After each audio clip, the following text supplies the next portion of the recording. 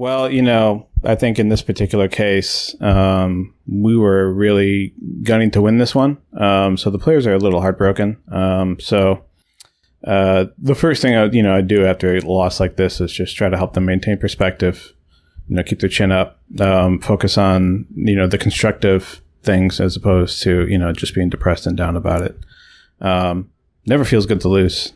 And these guys are definitely fed up with losing.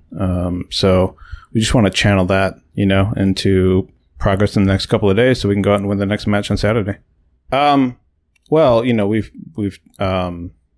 invested a lot into building cohesion among this core.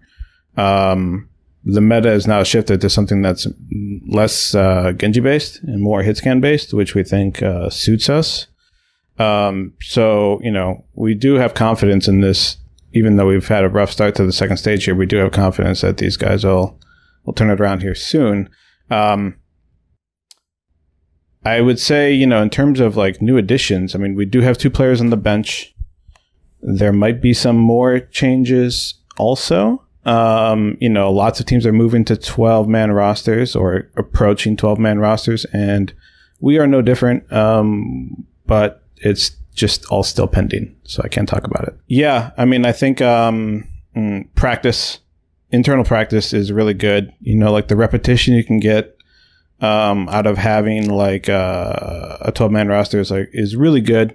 You get the prep because the map pools vary and your scrim partners vary. You want to hide strats. You don't get to play the maps you want to play. You don't get to focus on your weaknesses because you got to be fair to the other team to help them. They have their weaknesses. You have your weaknesses, and sometimes you got to play maps, and sometimes you have to practice the way you don't want to if you don't have a 12-man roster. But if you do have a 12-man roster, you get to just get better value out of your practice. So we are trying to push towards that if we can, but it takes time. These things don't happen overnight. So what do I think makes a scoutable player?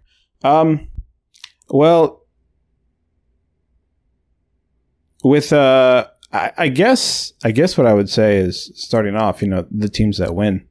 There's a lot of like intangibles that go into winning and losing. Game sense, mechanics, communication, clutch factor, all this stuff, that goes into an individual player.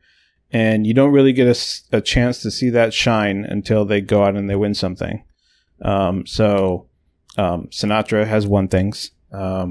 Whoever rises to the top in contenders will have won things. And I think in terms of like, who got scouted for contenders, you usually get scouted off of like, tryouts, a little mixture of tryouts and just a couple of scrims. You get a sample size, you look at the mechanics and things like that.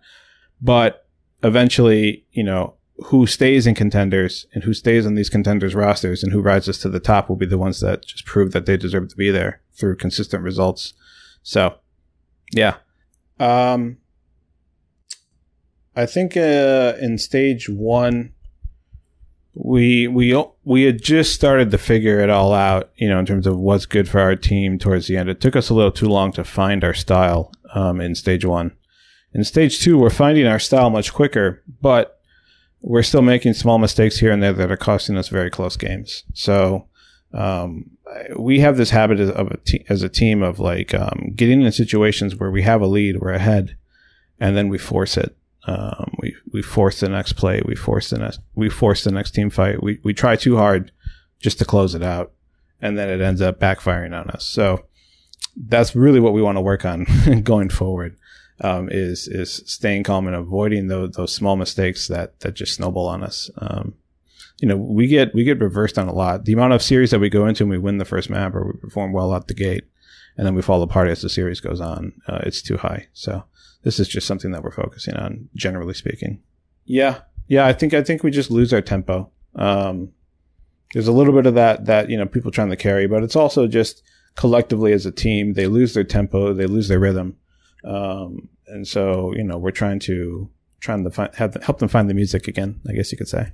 We feel like we let you down so far, with our record here at 3-10. I can tell you that we see progress behind the scenes. Our practice days have been going well. We feel the improvement. We're working on all these little things, all these little adjustments.